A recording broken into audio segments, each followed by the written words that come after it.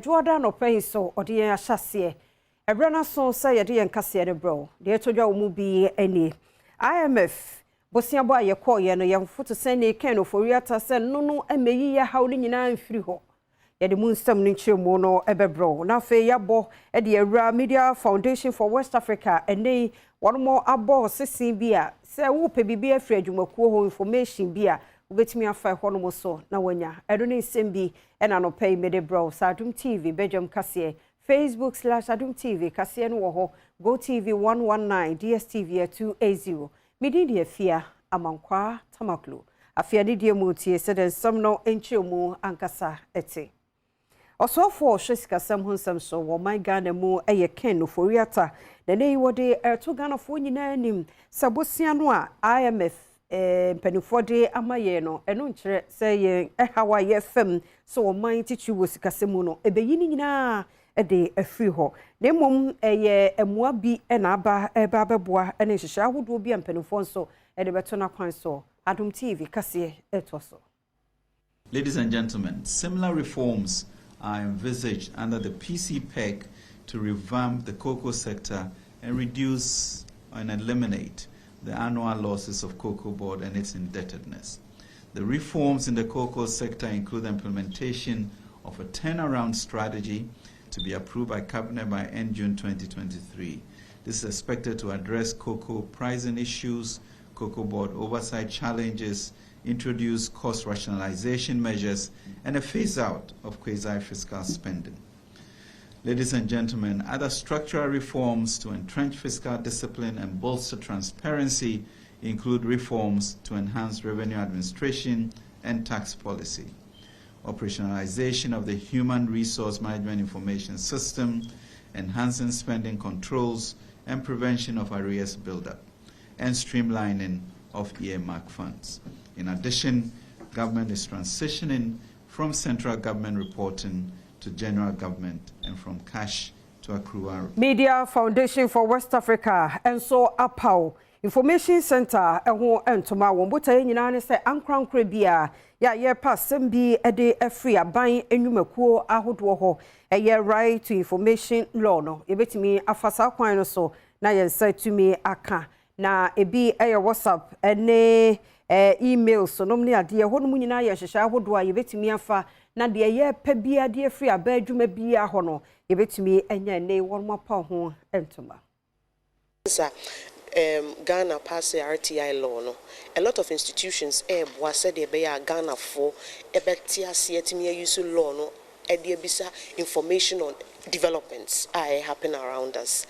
And I also I mean a lot of institutions have been with trainings. Into year center and this na ya launch no. The whole idea and say be person request information. But one should then name Inti den na menye process ben na menfem wo de wo fresh center ne number and now send a WhatsApp ni emailer you betimi a guide you through the process enye ye any be request information amount one kasa we decide say oh bibi you cause me here information on this no but minim how I'll go about requesting that information na fe na wa free ya sapomboaten executive secretary e wo RTI commission one also ebo Media Foundation for West Africa but so ewo Wanum Juma Pa wodi ebo manfu nyina emi se eye se obi nti bibia se a obenya obi a ofre no na wa kyerɛkyerɛ na se no wa kyerɛ no kwan a wonfa so a ne sabetimi aka information ohwe saa na saa center we omudi esi ho se embeboa na emboa onne a wonti mbra ne mpo ase kromo anom no wode mbra to wonpo ebi nkan ba wate nti woko ne no ane se woko eye nka se BBC ya kwan ma yentimi ndi adwuma ne de mbra no ahyehye kwan a yemfa so a yendi adwuma no ti ye nam sa mbra ne so ti se aban dwuma ku bia ne tem bia na resources no na untai. Ghana Registered Nurses and Midwife Association say aban we de ani de mu ankebeya cervical cancer yemfa ensha pomodin si achiba no emubi sebeya ema betumi akọ brano akọ check said de tie bono mantemu yamane boni Christian Oforikuma etwaso Emma ena yehu amane etesa 1677 ene free mu chese ade a ewo soro pa it's alarming and panicking nti yes stress enka ema ye beti e ho ase se eyade ehia yen e wo se ye ma education ko ba bia anesefo ane midwives e wo se ma enkrofo te ase se yare ho. Joyce Ishen ekire de ntia wonum edi se adwuma no. Our focus is on empowering the women in Ghana to take control of their lives through vaccination against cervical cancer. Na se krama to awodia no ne ebi woni so a wa wo ho panie ama se bi ne so a wo ho panie na ebi mma se bi wo ho so a wo panie no so a esi niema foforo bi anka beba nso anokwan. Harriet Awuni ya wo ye Ghana Registered Nurses and Midwives Association Middle Zone Coordinator and so edin sem sei enoto aso. Ejuma no stressful na niema bi wo ho a ya kire ye dada ebia na ye refi yen san ko back to sa niema na omo kire ye no ye wo variables bia ebi ti say obi wo ho no ma ne personality no ase onim so no na otimi ye ejuma ni nyina nti ejuma wo senka omo schedule na ni nyonko ye we no no aye bi ne obeye ni nyina titembia no no na ye frefrent e sa no na ejuma na do so ama no ti nipa na be ene up breaking down. Mayenko Northern Region na mrashebedwani de ma de hia wo na Vrungu eye ABA Fuseni na ene wose ampepre ya MPP aban akọ na kwan ye wo Assin North wono eye ni nyina dadedi se bag election na be koso 27th June no wono pese MPP 4 na se de wo gina mu de ma MPP no eye kandini oni Adom TV kase edin komwe me na me wo kumawu makobi. And Yakacho said, look, what they are doing here is a gimmick. 2-3 days after the election, you be packing in Manuako. In fact, some of the machines mehu ebiha. Some of the Kumawu machines ebiwa. So omu rotate the machinery. Nti omu rotate yadwi, omu di yadwi adi agro. Yen sorry engine so aban we omu ni is very difficult to say. Ubeka said Nana Akufo-Addo any Dr. Badwam omu ka no kra. To say Juso Abwa Kuko. Gisela Tete eye ewutu Senya West Emra Shebedwani ono so edit to just say and this amanyoko no air prayer tentenene ama James Chechekweisen. Any braba, we say Ghana motto air freedom and justice. We all seek freedom and we seek justice. And we seek justice for Joe Quaison. And I know where Juma na yaba as I be baba. And say on my development plan. No man will say this year, if I buy roads where we have. If I buy roads, you have. You say, not just we are contract award. Now, we award them from where to her. Because yes, and the people are the ones who suffer.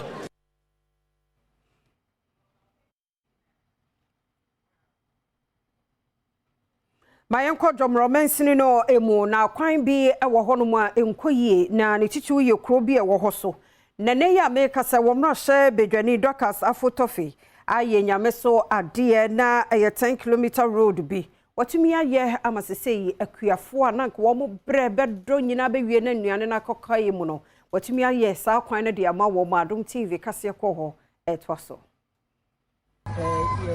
Ye dugano wo kwando ma ka kofa etumo mpo ya suegina nenda yentum yenye edibano wo yuro mpo na yetum da defie ndise na yemina aduma na sa honorable aba na so robo yende orutwasa me na yetum kali biara tum akọ ye maami no na wonso wa yempanyifun wo tum wa tena motor na wo so akọ ye edibano na wada so wona na no no wona na ye de yemiase de honorable otum ole na aba nti yede na sibe yemi shira no amana adwuma oye no so onkoso kwa we yenya faso fi kwan so e ka se yenya faso fi kwan so ye bo akwan ye nema nyina ya na eforo kwan so kube o die o ye nema nyina kwa we so na ede nti wo ka so ye kwan amana ye na se na ede man se ko kwan boan Enu achi ya na ka cha foto be say ye ho akire ye akwan nye ye nneoma nyina se wo kwan mu anopa ya yo wa no de grade abaye wo chusu kama kwa ede amaye afotofe ya me hia no pa ba bi o bia ya me hia no bia de demu kama wa ye adwuma na kama ama sisi ya ye wo kama so azo ha nyina ye ho atoye sisi ya wona wo ye fom adwuma no bi aduru ha no na ni age papa ni nyina akire se ma me na ye adwuma na kama ama bibia Mayenko Kintampo ne mpotamu na adehye bia na womo ewo forikrom ntakrom ene nantizongo ni nyina ben kentampo na womo betwa kwansi bebre ansa no womo akonya nsu papa bi ato abenom na womo de di won dwuma nanso nei direct aid for won aye nyame so ade won yeku enhya banase nkroto ahodo be dunum wama won bo ho Adom TV etwaso first name news date me call ko di aso na apese nsu ya beno se nsi de ya nya nsu nkrom ha nti aboaye se de tama na ye wa hawo na we wo mu se ni hawo bia wo ho nsu yo hu hawo de ni nsu bia mama ye de ni wo kuro ha ni chi ba ko pe na wo se ye ko kwa de ni ko se nti o modi nsu no ba ha de ye de pa se ba boye ama ye adwuma to ba ma kuro na to aboye ye adwuma mo aboye nsu na nda ya sa ka wo furu kuro no aya ya de pa na furu kuro ha ya te no ye ni nsu ye ba ko pe nsu no sa ya ji te ko kwa bia ye ni setene nti nda de ise isu baka yansa na ya da nyame ase so nsu baka yansa na Zakari Musa Bakai eye panyini a woda Dagomba Chiefs ano ewo Bunu East Mantem mu ono na wodi animu a ekuyi ebetu nsuo yi ematememfuo oni amani boni etwetwe nkomo no ene wodi ato manfo ni nyina animu se sensu ya ababetu ama wonom no hwe so yi se be ya ebetumi a kyere no wanya so emfaso wi a futu a medi mo amu ne se omu hwe nsuo no yi sisi ayi wi na se kwa ebepempanyimfo bi na edi nsuo no ahye omo sa se na ebe ya omo mantene se na ebe ya sabi nsuo no ehu twachima na omo atima ka omo hu abom aye intimi me kakura se se kura na mu hwe se mu ntimi nkura mu kankere me mema obi abeyama because me pese da direct in mpanyimfo beba be dru ha na nsuo bi a omo di ama me bia no sabi na mponchi na ani agu ho sa pesa me pese ni nyina nya adwuma because na ye ebewu akọ nti se ya nya we ansi ho a ewu ade na omo de be kai e nfa bi kai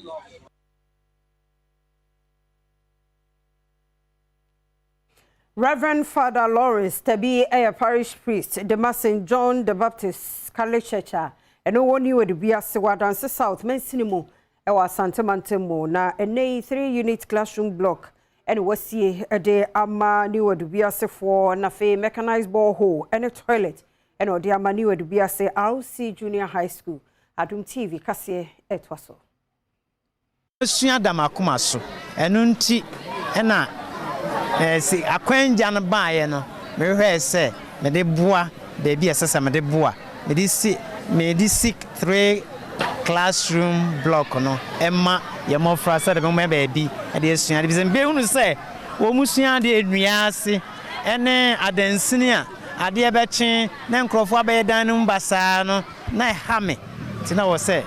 bibi ho a metumi aya ne ye ne nyame mpaebo arakwa nyame nso ma amsa akwankyere no a me ne IHM fooding kita ho no a ye hunu dia ye hunu ene de ogu ahia oduro panyi benkran eye adubiase hene wodan sofo na se ewo saa na monpa a wotuo ede aboa de suafo a wonum ewo krum ho no mo wakan si sudua se adubiase kuro ni mu no asafo ahodo bebree ene ewo ho no mo ne senti wonum so nhwa na monpa a Catholic asafo na tuo no so na won so wonto aso Niaka no eye classroom tables and chairs no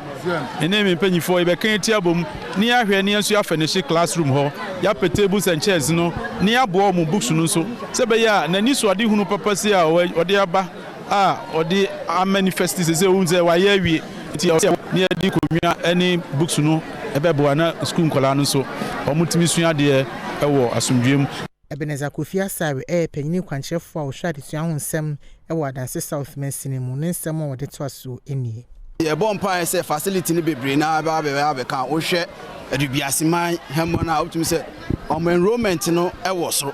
na hwe se na omo modern bo no nso no ekosoro na awofo ni bebre na ede won ma no ba nti no se ne Father Lawrence Tabi team aye no se bi sa ba kan ho biom a ye bedo Kontihine ya wo adansi dompose ye nana katachia pentin otosumienu na wode ato mabuna nim wosre woni die mu a wontwe won ho free su ne ban bia ebese won modaache no mo abrabo pa sebe ya kwanya bidba wa adwuma munum ne ade a ebetimi abo wondin ewo ho basre maburu a mo wo man mu se obia ni mo obrempo ahyase nti sebe o musisu a ya o mo nto o mo bo kakra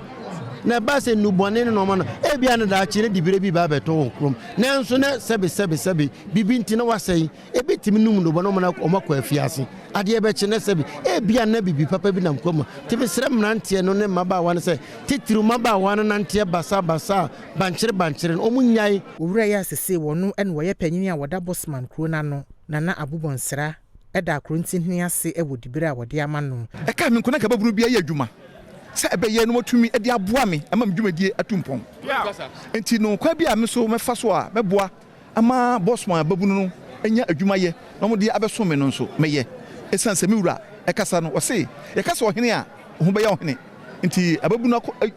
dwumadie damakoma so se mema ababunu enya adwuma ye no achi ena nana asante boaten a wo ye akuapem rontin hene apem hene enso de nsem bi eto aso ni hanti amani babebure person bo ye galamse won fa ni nimdie won si bi shekira mewura se manya ni kabi won fa se ye bibi wa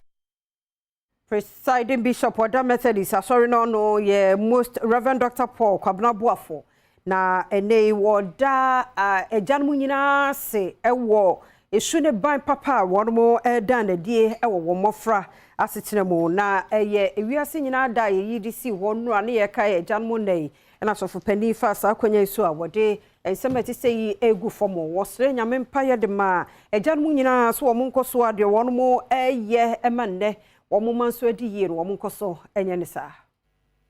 yes asye one crying edenchia modro ebre ejanum nyina enne eye ejanum da enunti de mamu nyina afrishiapa ye mama afrishiapa ne amamambo ne aka se de maya amaye no ye ni aso gina mu gina ye chi ye ni aso tete a mode amayen ye ni aso e ka amabo e wo ye ho ye ni aso de mode ba fie ma ye nya bidi ye ni nyina mu no sa afi anu ahia na ye hye fine ti say a ni ye gina ye maame nom ye nuanom mofra ni mpanyin nyina na mu ni aka say ajanom nyame nkoso enhyiram nyame nkoso anya mokase ye mamayiko ye mamambo wo de maye amaye nyina ewrade ntoni nhira enwumoso de mahwere biara onhye manemu na monkoso ara enye ajanom emayen omra ewe ye nim nso nyame na dom ene montena